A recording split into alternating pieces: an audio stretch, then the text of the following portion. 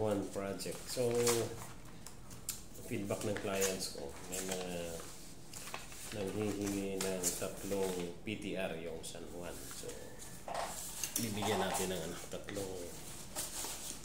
PTR PRC. Pag nag-apply ng electronics permit.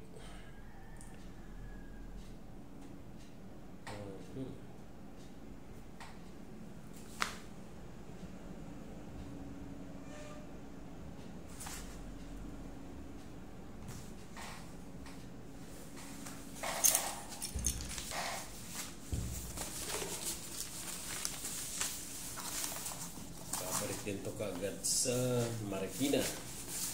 Malayo. Pag Marikina tayo ito. Pinapunta dito sa Pasay City. So, yung office natin 24/7. Anytime. Pag may for-sign kayo, text lang kayo sa number ko 0929-7311-436. So, kaya mag-PM sa messenger ko, Engineer Garnet Danlag, PECE. Yan yung messenger natin.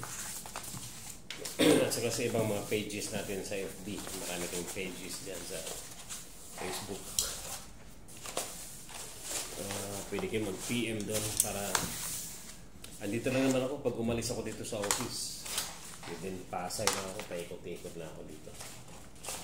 Kaya madali ko lang kayong maservisyuhan anytime. Maski gabi. Maski gabi. So may dedicated parking slot tayo sa mga clients natin. Hindi sila mahihirapan sa pagparada dito.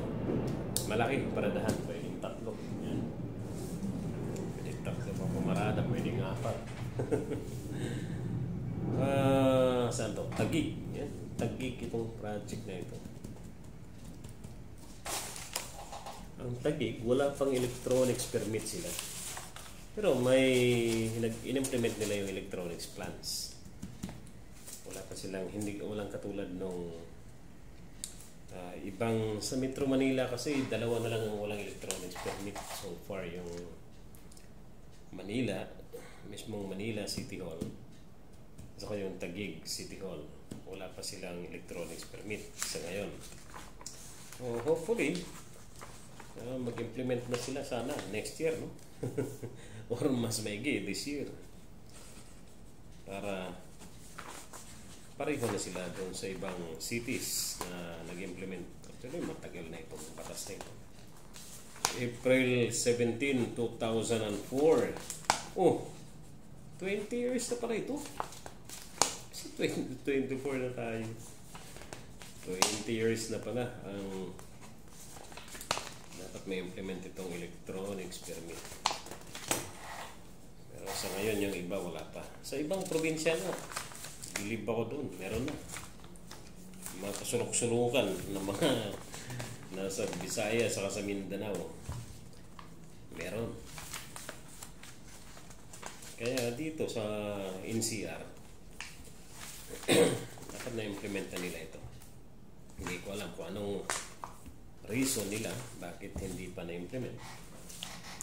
Kasi same dati sa Makati. Matagal din nagpag-implement si Makati. 2018 ba? O 2017 sila nag-implement. Matagal din. Kaya buti na lang na-implement.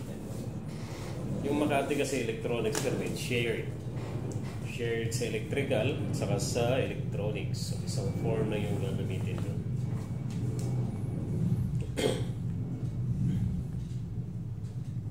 Yan, lalagyan natin ng project name para hindi magamit sa ibang project ito.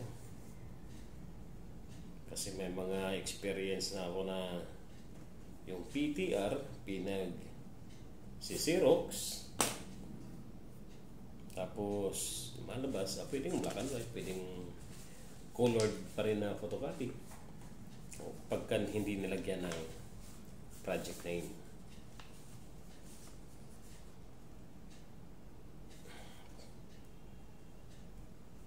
Kailangan for safety natin ng mga signing engineers lagyan natin.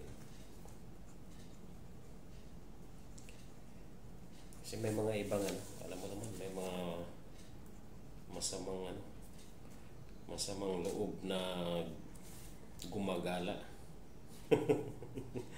Gumagawa ng kalokohan talaga, no? Eh tayo, pinaghirapan natin na makuha itong ganito. Ang tagal natin nag-aaral. Tapos sila, sa isang iglap lang, no? Makukopya na nila. Kaya malupit ang parusa pag nahuli ka. Forgery nito. Meron akong isang kliyente nahuli. Actually, dami ng nahuli na nag-forge. 8. Karamihan pa naman mga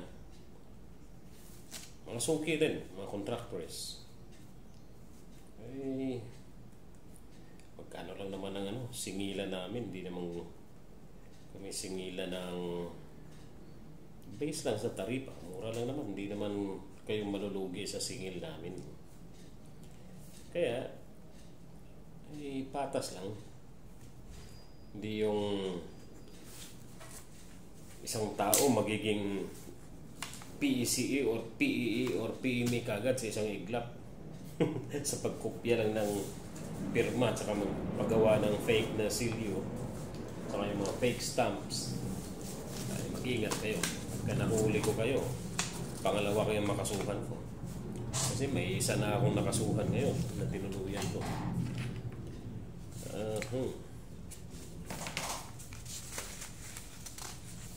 Para hindi na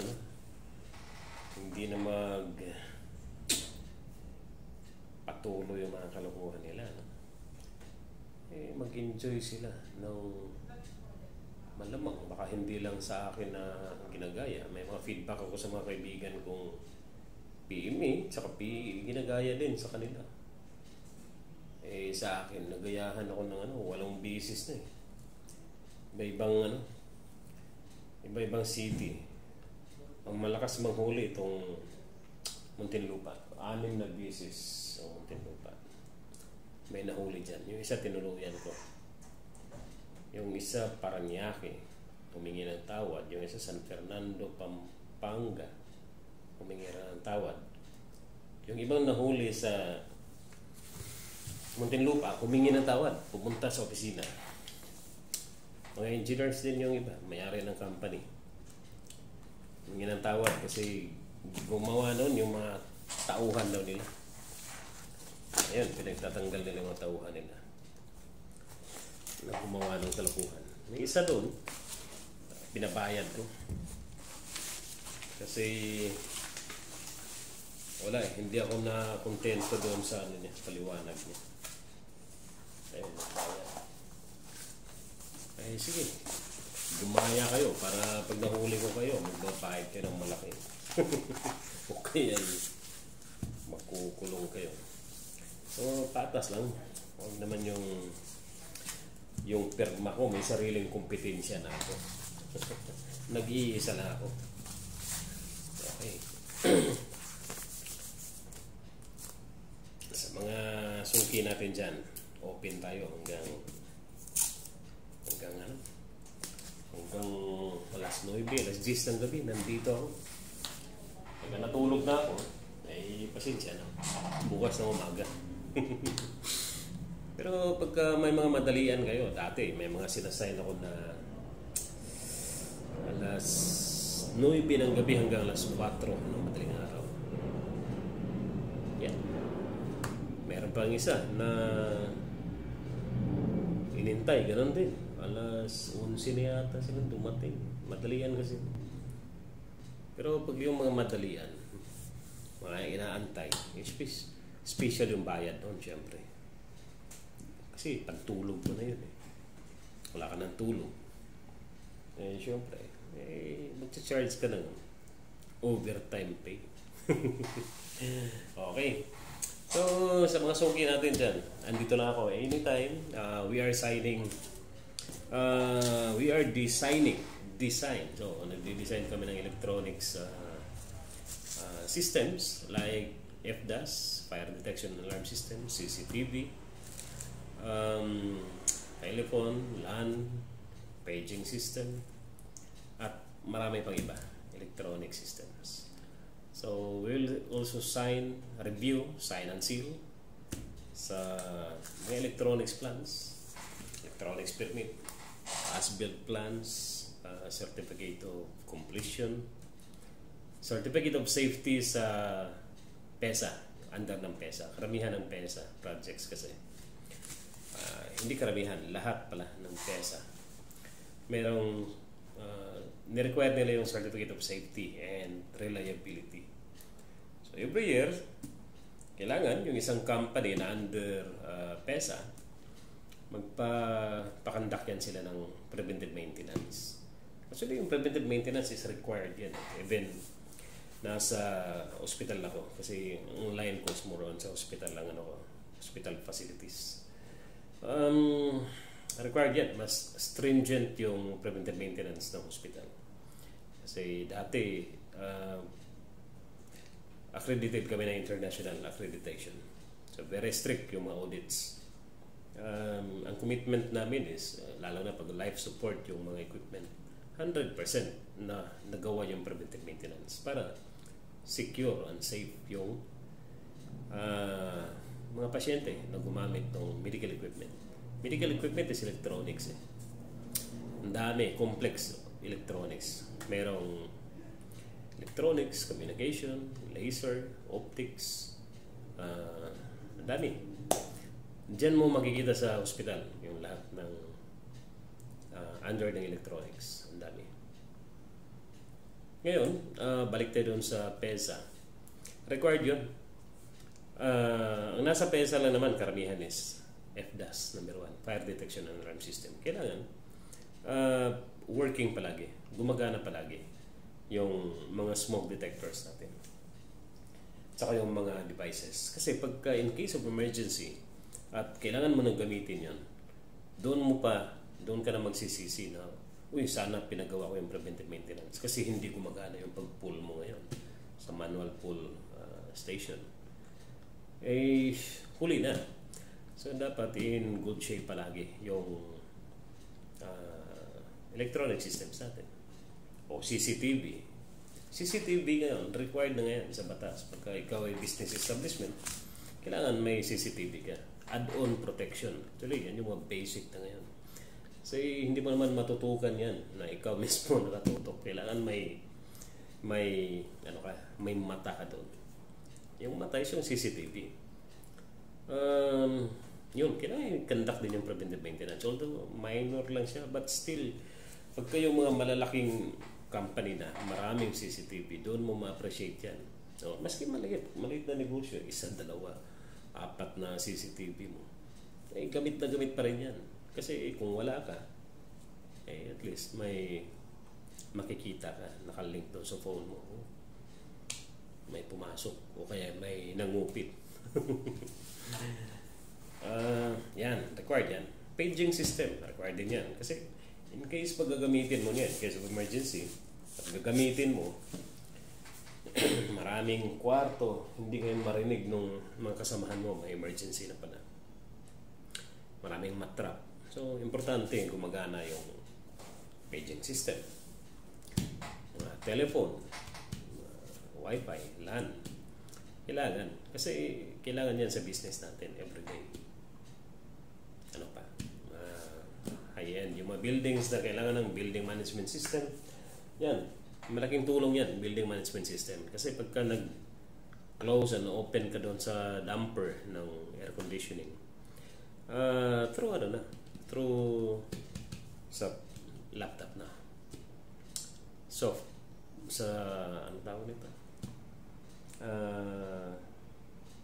Dito na sa ano mo, nakakontrol na, nakaupo ka na lang. Hindi yung pupuntahan ng, dati yung mga manual yan, pupuntahan pa ng technician. I-open yung damper doon. Tapos i-close kasi nalamigan yung pasyente sa kwarto. Ay, wala, marami kang tauhan na kailangan. Matagal yung response time. Magre-reklamo, aabutan ka ng daming reklamo.